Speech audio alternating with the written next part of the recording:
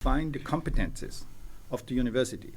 And here it's really pointed out, or it came out, that you have some very important key competencies: veterinary medicine, then of course forestry, biotech, food is a key issue, of course agriculture, yeah, and then several other things along the line.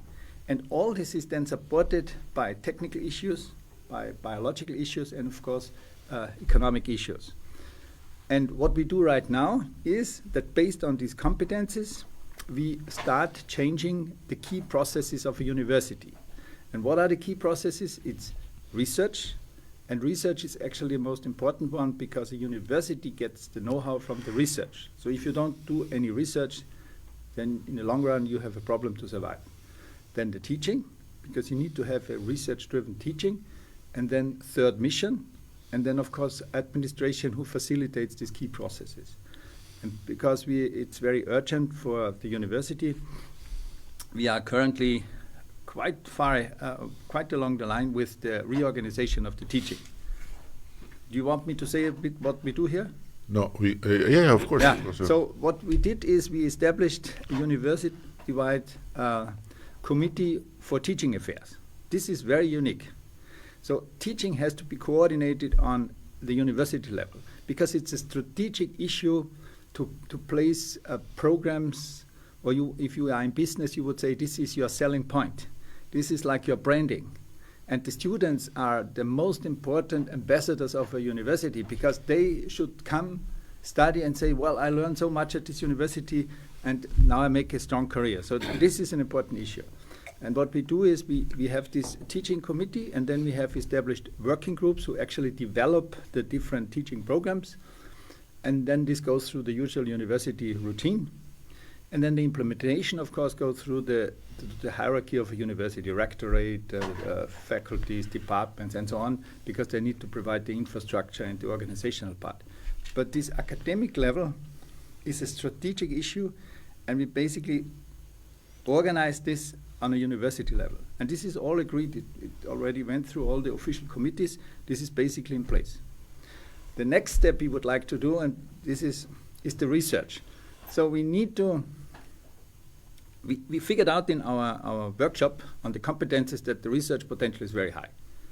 I think you can expect that coming closer to the EU Yes. debate, the West Balkan, and especially Albania, will be a top country or role model for the West Balkan. So there will be enormous research needs, and I would also say there will be money floating in. But you need to have the structure that you can use this money Exactly. to produce know-how, and then after the know-how to produce businesses. So there is this good saying, what is the difference between science and innovation? Science needs money to produce know-how, and innovation needs know-how to produce money. So this means that with the know-how, you can then start small businesses and developments for the benefit of the country. So here we are at this stage, and parallel to this, of course, it has an impact on the administration, so how we organize this. But I think at the beginning, and with this I would like to end, is you also need to prepare people for such a change process. You need to be careful that you don't lose people. And at the end, and I always say this in every presentation, it's your university. You need to create ownership. It's not important what the Austrians say. It's important what the Albanians say, and that they're happy with it. And so that in the long run, so in 4 or 5 years, we are not needed anymore. This would be the greatest success, because you do everything by yourself. I hope it will go the other way around. In 4 or 5 years, we'll be just one. Yes. Okay. I switch in Albanian, professor, if you don't mind, just to make it easier for our followers. Atëre me profesor Azenaurin tani më sa kohë bëhet që jemi në një varg? Ne kemi filluar për vitin e 4, pra kemi filluar që përpjekjet tona të para fal vizitës dhe mbështetjes tuaj ka filluar në korrik të vitit 21 dhe na është dashur 3 vite ta bindim me gatishmërinë, me punë, me përpjekje të tjera me radhë, dhe tani kemi 7 muaj që jemi intensivisht. Dhe unë dua ta falenderoj profesorin jo vetëm për mbështetjen, por tani ka kaluar pritshmëritë. Për hir të vërtetës, unë nuk e fshet them që ne kemi qenë paksa skeptik fillimisht, sepse çdo asistencë huaj dhe ne kemi eksperiencë, qëndron deri në statusin e advisor, por